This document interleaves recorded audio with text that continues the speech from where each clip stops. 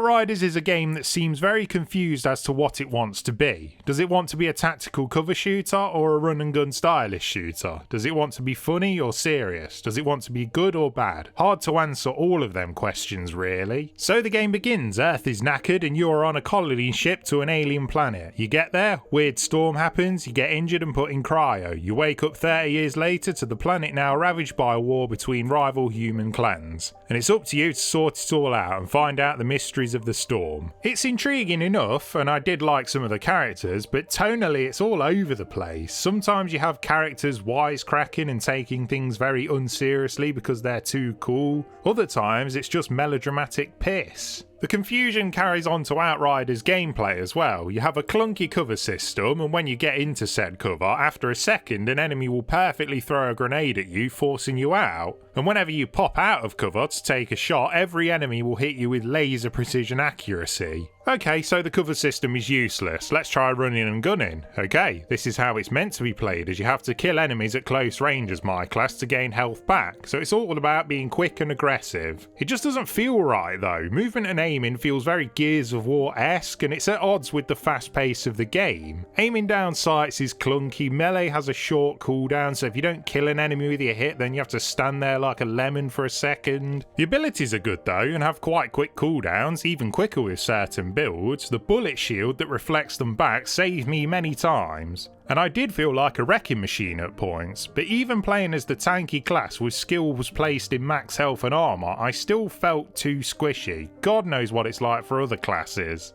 It's just messy. As I said, enemies are so accurate that you feel the need to use the cover system, but then once you're in it, if it works, you get flushed out again in seconds.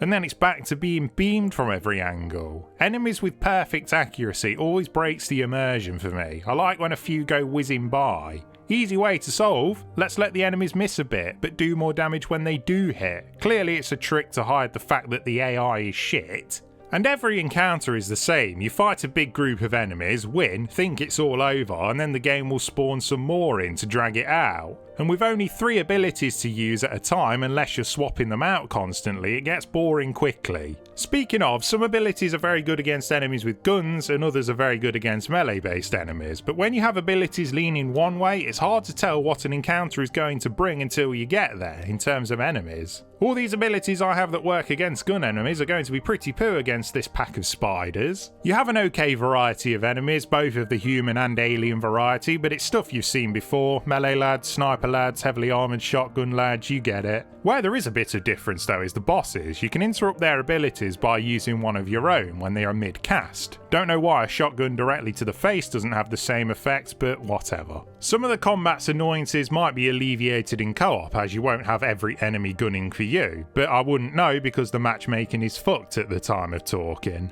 If you play the game well and don't die, the world tier will increase, making the game harder and promising better loot, but if you die you can lose world tier XP and drop it down. It's a good system for rewarding players for playing well and giving an extra challenge. The loot you get is average. I've had a lot of identical loot just with better numbers attached, but some of it does look good and higher levels of gear have mods that buff your class's abilities. And some of the guns have good buffs on them, like a rifle I picked up that dropped a lightning bolt on the enemy when I hit. There's a good variety in the environments though, however it is so obvious when a fight is about to occur, as you will enter an arena with chest-high walls everywhere. There's quite a lot of interrupts to the gameplay, lots of cutscenes in the story, and when you transfer to a new area you get a mini cutscene of your character opening a door or climbing something. And when you go to a whole new map you will get a nice long loading screen, on the Xbox One anyway. I'm sure it's better on the new consoles and PC. Build wise you have a lot of variety between gear and skill points, so experimenting can really pay off. At least Outriders knows it wants solid RPG mechanics in it. Graphically it's okay, like a lot of Unreal games it has this weird sheen on top of it all. The frame rate goes down when there's lots of enemies on screen, which is quite a lot. The audio is actually synced properly in cutscenes now, unlike the demo.